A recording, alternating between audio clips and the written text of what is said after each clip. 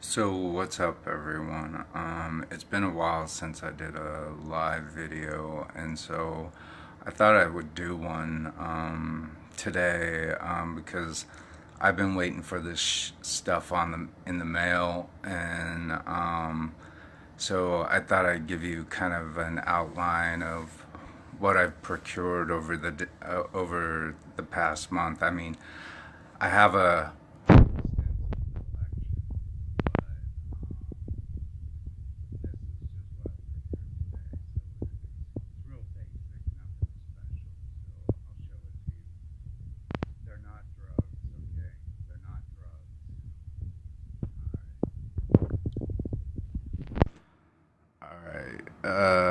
I think I'm gonna go with the light.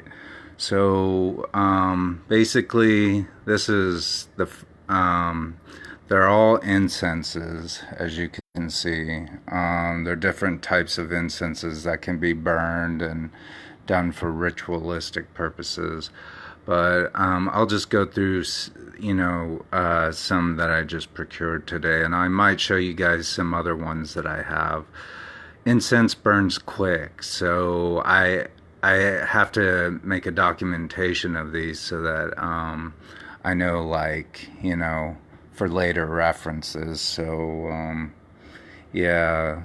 Anyways, let's start off at the top. We have frankincense. So this is your basic resin incense that you can pretty much find anywhere. It's relatively cheap, and it has like a scent that is fresh, fruity, delicate, sweet, woody. But there's these things called top note, base or middle note, and base note. And the top note is when you first burn something, and it's the first scent that you get from uh, the incense. The middle note is when it's burning, and you smell it when it's burning right in the middle of it all, like in the smoke. And then the base note is like the mix between the middle note and the base note, which is the combination of the bottom note. So the base note, like the lingering smell of it all. So frankincense has a tendency to be something of the base note. It's used in a lot of ritualistic purposes, and I'll go through that at the end, but I just want to give you an overview of what this is. Now, over here we have benzoin. It's oftentimes found in Sumatra. All these resins come from trees. So anything that's a resin, it's going to come from a tree. I've tried to grow some of these trees, just not very successful. So benzoin, it has a warm, sweet, balsamic, which is kind of a a slight vinegary scent, a vanilla, and a cinnamon smell. And since it is a resin, you're going to get a lot of the base note in that. And so that's going to be that mix between the middle smell and the very end of the smell, the lingering part. Now, this is Opopanax, and it comes with another name called sweet myrrh.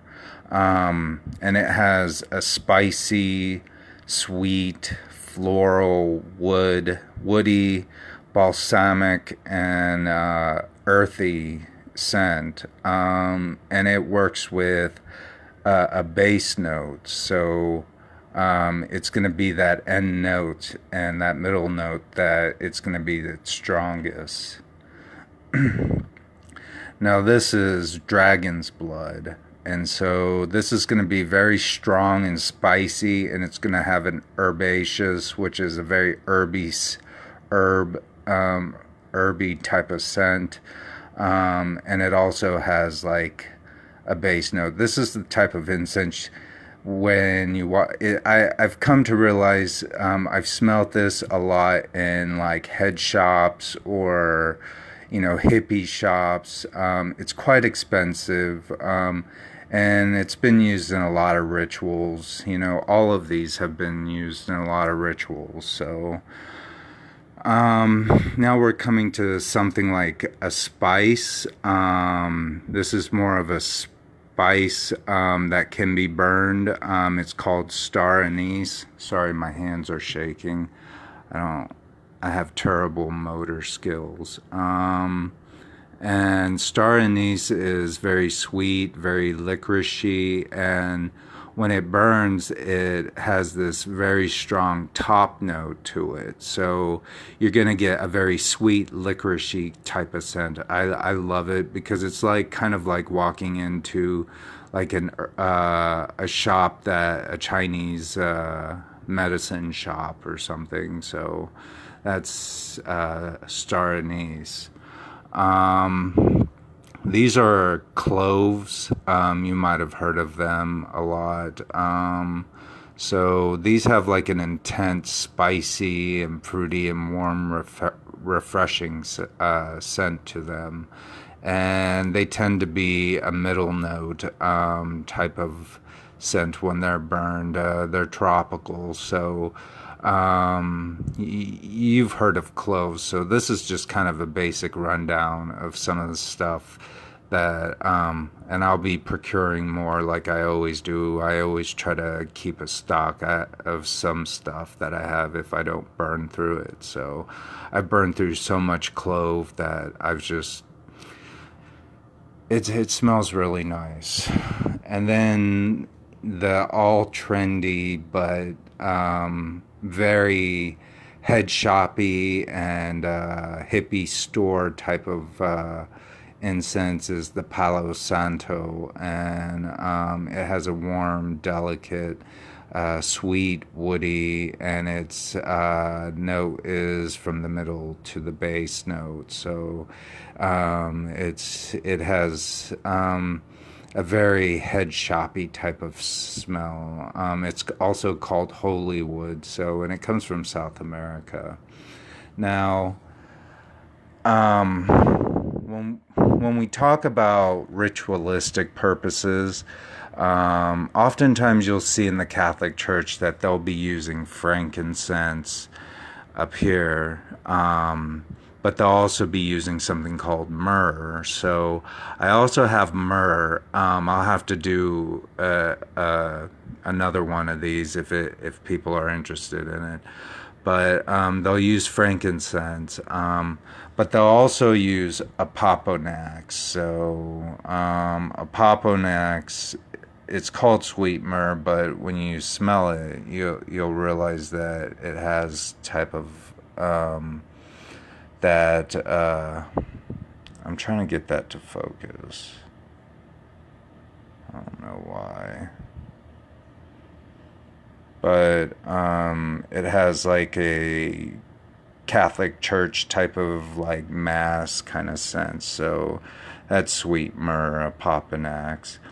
But say if you're looking for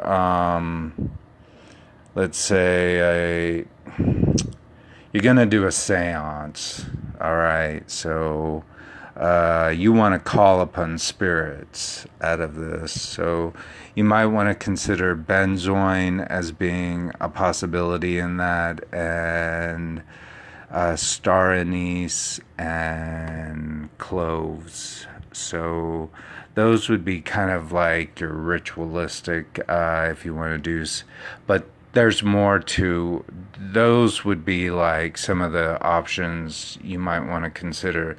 This, this is like going back to church, frankincense and myrrh, so we all know that. But this is not the myrrh this is not the original myrrh. I have another one that is the original myrrh, and I will show that to you next time, maybe. So it has a way different scent than you would suspect.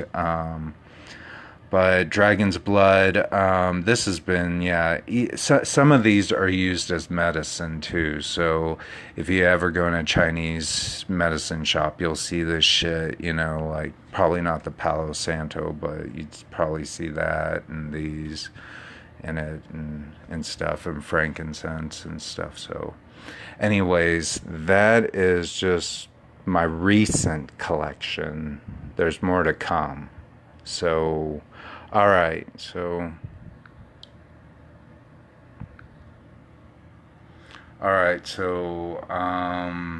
I hope you guys like that, and I'll talk to you later. Bye.